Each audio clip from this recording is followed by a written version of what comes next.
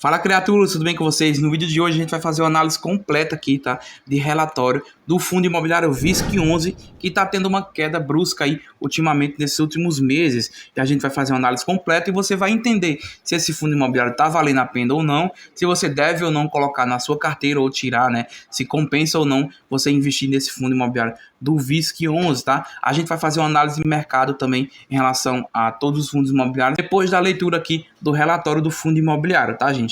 Para a gente realmente entender o que é que está acontecendo, porque 15 a 16% é uma queda bem brusca mesmo para fundos imobiliários desses últimos meses. E agora a gente já vai aqui para a tela do meu computador para a gente ler esse relatório, tá, gente? Já deixa teu like aí, se inscreve no canal para você não perder nenhum tipo de conteúdo aqui no canal do Pai de Dividendos, beleza?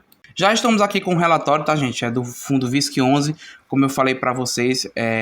E é o seguinte, já encarando aqui na questão do comentário do gestor, é só um enchimento de linguiça mesmo, ele falando na questão aqui de política fiscal e de política monetária, né? Então é mais como o mercado no geral. O que importa para a gente é a atualização sobre o desempenho do fundo imobiliário, né, para esse relatório atual, tá? Então é o seguinte, de cara aqui, o que é que a gente já encontra?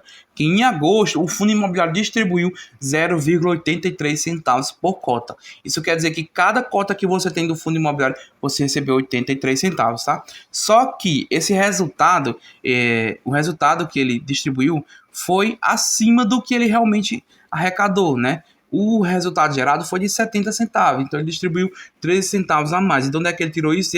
Da reserva que ele tinha, na qual ficou 0,63 centavos para rendimentos, né, para distribuição aí de rendimentos futuros, tá? Que ele tirou do caixa, tá? Então teve essa questão que já é um problema, tá, gente? O fundo imobiliário que está distribuindo sempre acima do seu rendimento é um problemazinho ali que não é tão interessante, tá? A questão da inadimplência que eu falo sempre aqui, friso no nosso canal, que é muito importante você analisar a inadimplência do fundo imobiliário para ver como é que tá a questão ali dos pagamentos do aluguel. Porque não adianta nada você estar com o imóvel ali alugado se o inquilino não está pagando aluguel, beleza? Então isso que é a inadimplência. E outra questão também aqui é a questão da vacância, que é quando não existe nenhum ali inquilino naquele imóvel, o imóvel está totalmente vago. E nessa questão da inadimplência bem controlada até, tá em média de 2% aqui.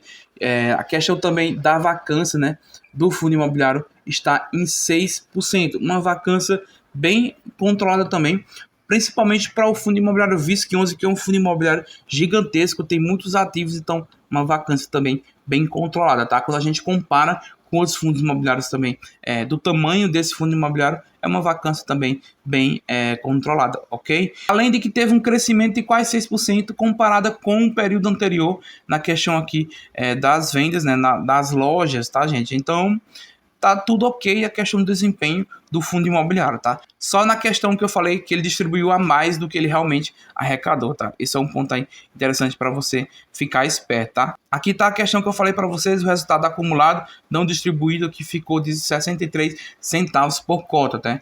Para distribuição de rendimentos futuros, tá? A gente enxerga também aqui, gente, na questão do histórico de distribuição. Ele vinha distribuindo constantemente R$ 1 por cota, que é um valor bem considerado aqui para um fundo imobiliário de tijolo como o VISC11.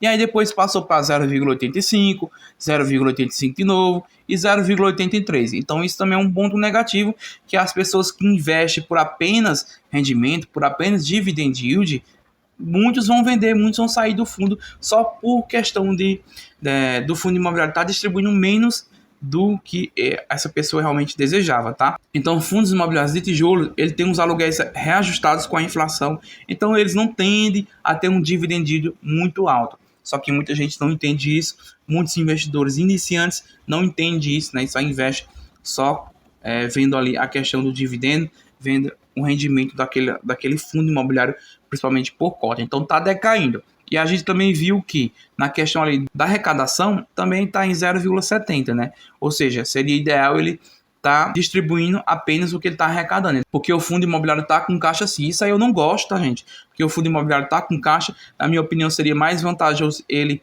pagar dívidas, se caso ele tiver, né, a prazo, porque já é um juro a menos, tá? Eu não acho interessante o fundo imobiliário tirar de caixa só para distribuir para o cotista. Para mim seria mais interessante se ele pegasse esse dinheiro que está em caixa e fosse debatendo ali de obrigações futuras, tá?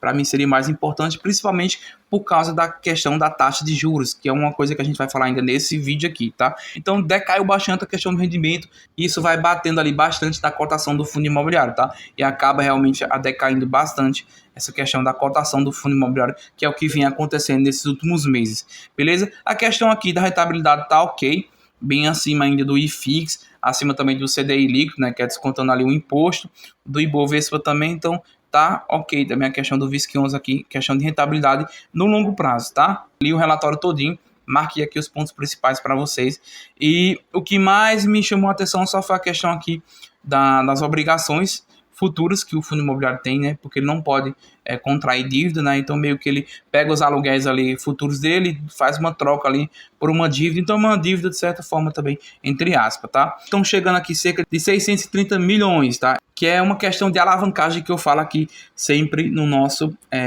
canal também, inclusive no vídeo anterior sobre como analisar fundos imobiliários eu falei sobre essa questão. E é interessante que você vá lá dar uma olhadinha também para você ver a questão da alavancagem. Eu já fiz o cálculo aqui, tá? A alavancagem dele tá em média 13 a 14%. Então tá uma alavancagem ali meio que já extrapolando um pouco, né? 15% é alavancagem, 20% já é uma alavancagem bem alta, tá? E mais ativos, né? Justamente. Só que tem um problema, que já entra na questão de mercado. A taxa Selic atualmente está em 10,75, que era uma coisa que estava prevista em 2024, que estaria abaixo de 10 pontos percentuais da taxa Selic, e já está querendo subir, então já há uma perspectiva aí de subir a taxa Selic ainda mais, tá? Então, isso acaba prejudicando também o fundo imobiliário que tem um pouquinho de dívida, que tem alavancagem, que tem obrigações futuras, no caso do VISC11 aqui que está quase 14%, tá? Isso também pode ser um probleminha, tá? Mas não é aquele problema drástico ali justamente para decair tanto o fundo imobiliário. É interessante que a gente continue sempre analisando e lendo o relatório para a gente entender realmente se isso vai se tornar um problema ou não para o fundo imobiliário, tá? Por enquanto, 14% ainda é uma alavancagem tranquila, questão aqui do fundo imobiliário. As vendas das lojas, gente, teve uma queda assim aqui de 1,3 pontos percentual, tá? Só que se for comparar na questão aqui do fundo imobiliário, replicados ao todo o período de comparação aqui, tem uma subidinha, né? Tem um crescimento aqui, cerca de 11,3%. Então também tá com vendas, né, crescente, né? Em questão aí das lojas dos shoppings, tá, gente? A questão aqui também, ó, de aluguel, né? Aluguel aqui teve um crescimentozinho aqui e vendas das lojas e fluxo de veículos no total. Tem movimento do shopping, as lojas estão vendendo, que também é interessante para poder o fundo imobiliário receber o aluguel. É interessante que as lojas também estejam lucrando, tá, gente? Então ele traz aqui também em pauta. A inadimplência também está controlada do fundo imobiliário. A taxa de ocupação, que é algo que eu frisei lá no início do vídeo aqui, né? Que condiz com a vacância física, né? Que é quando o imóvel não está alugado. No caso aqui da taxa de ocupação, está em quase 94%. Ou seja, 6% de vacância física. Então também está controlado, tá, gente? E ele fala que tem um ponto, né? 0,1 ponto percentual comparada com o mês anterior. E se for comparada com o percentual do mesmo mês, né? Só que no ano passado tem 1,2 pontos percentual. Então a vacância está bem controlada, está até diminuindo. Então o fundo imobiliário continua ainda tranquilo para mim. Só a questão da alavancagem que é interessante a gente continuar acompanhando, tá, gente? Um resumo aqui, em geral, o fundo imobiliário se encontra ainda tranquilo, né? Para, por exemplo, nos meus objetivos de investimento, tá? Mas não é nenhum tipo de recomendação de investimento. Só que, o que é que está acontecendo com o mercado? A taxa Selic, como eu falei para vocês, tinha previsão de estar abaixo de 10%, né? E isso é bastante prejudicado quando ela sobe para a questão dos fundos imobiliários de tijolo, porque os fundos imobiliários ele tem correlação negativa, por exemplo, com os fundos imobiliários de papel. No caso aqui dos fundos imobiliários de tijolo, quando a taxa de juros está muito alta, o pessoal não quer comprar, o pessoal não financia casas ali, a construção fica mais caro você construir ali mais imóvel, tá? Então fica complicado mais para fundos imobiliários de tijolo quando a taxa tá alta. E o que é que tá acontecendo agora? A taxa Selic acabou de subir, né? Recentemente está em 10,75.